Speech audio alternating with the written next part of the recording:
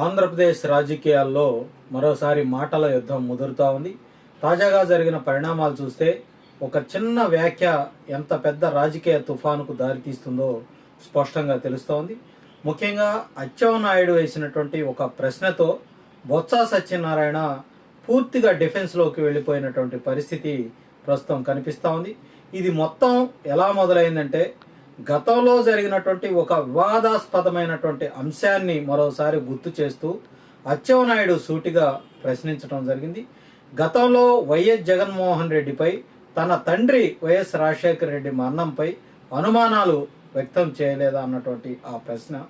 సాధారణంగా అచ్చెన్నాయుడు మాట్లాడినటువంటి మాటలు అవి సాధారణంగా అనిపించినా దాని వెనుకున్నటువంటి రాజకీయ లెక్కలు మాత్రం చాలా నిగూఢంగా ఉన్నాయనే మనం చెప్పుకోవాలి.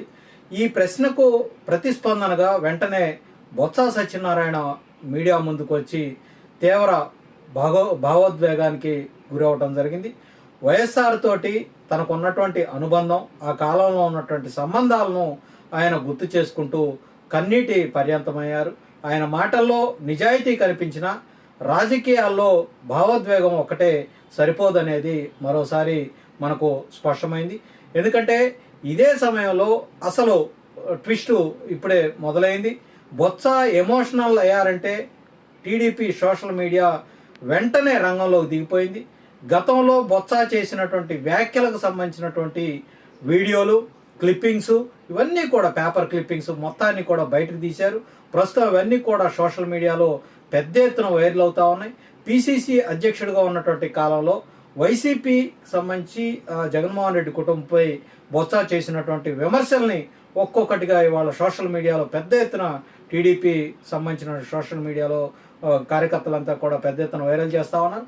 అందులో ముఖ్యంగా వైఎస్ఆర్ వ్యక్తిగత అలవాట్ల మీద చేసినటువంటి వ్యాఖ్యలు, అసెంబ్లీలో విజయం మీద చేసినటువంటి వ్యాఖ్యలు, అలాగే వైఎస్ షర్మిల జగన్ మీద చేసినటువంటి విమర్శలు, ఇవన్నీ కూడా ఈ వీడియోలన్నీ కూడా ఇప్పుడు పాత వీడియోలన్నీ కూడా బయటకు తీసి వైరల్ చేస్తూ ఉన్నారు. దీంతో ప్రజల్లో ఒక సందేహం మొదలైంది. అప్పుడు అలా మాట్లాడినటువంటి వ్యక్తి ఇప్పుడు ఇలా భావోద్వేగానికి లోను అవటం ఇది నిజమా అన్నటువంటి సందేహం కూడా చాలామంది వ్యక్తం చేస్తూ ఉన్నారు. ఇక్కడే వైసీపీకి సంబంధించి అసలు ఇబ్బంది మొదలైంది. ఎందుకంటే ఇది కేవలం ఒక బొత్స సత్యనారాయణకే పరిమితం కాలేదు. ఆ రోజులో కాంగ్రెస్లో ఉన్నటువంటి మరికొంతమంది నేతలు, రోసయ్య, కేవీపీ రామచంద్రరావు, చిరంజీవి లాంటి వాళ్ళకు సంబంధించినటువంటి పాత వీడియోలన్నీ కూడా ఇవాళ బయటికి తోడి వాటన్నిటిని కూడా సోషల్ మీడియాలో పెద్ద ఎత్తున వైరల్ చేస్తూ రాజకీయంగా ప్రస్తుతం మళ్ళీ రచ్చ పెట్టినటువంటి పరిస్థితి అయితే ఉంది.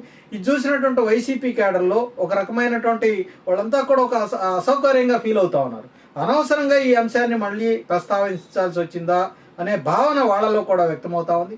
అచ్చెన్నాయుడు వేసినటువంటి ప్రశ్నకు సమాధానం చెప్పే క్రమంలో గతంలో జరిగినటువంటి విమర్శలన్నీ మళ్ళీ వెలుగులోకి రావటం ఇప్పుడు వైఎస్ఆర్ కాంగ్రెస్ పార్టీకి ఒకంత ఇబ్బందికరంగా మారిందనే మనం చెప్పుకోవాలి.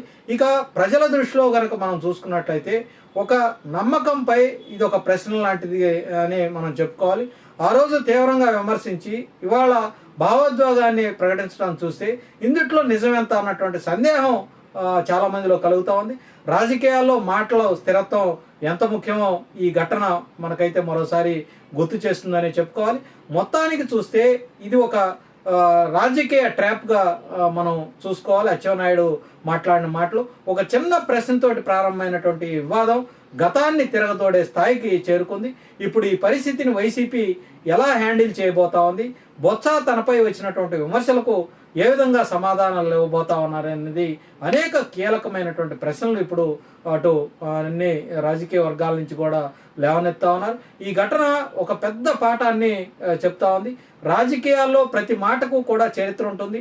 ఆ చరిత్ర ఎప్పుడైనా తిరిగి బయటకు తీసేందుకు ఇవాళ సోషల్ మీడియా ప్లాట్ఫామ్ సిద్ధంగా ఉందనేది మనకైతే కళ్ళకు కట్టినట్లు ఇవాళ రాజశేఖర రెడ్డికి సంబంధించినటువంటి ఉదంతానికి సంబంధించి అచ్చెన్నాయుడు చేసినటువంటి మాటలు, దానికి బొత్స సత్యనారాయణ భావోద్వేగానికి గురై కన్నీళ్లు పెట్టుకున్నటువంటి సంఘటన, ఇవన్నీ కూడా ఇప్పుడు పెద్ద ఎత్తున సోషల్ మీడియాలో చర్చనీయాంశంగా మారాయి.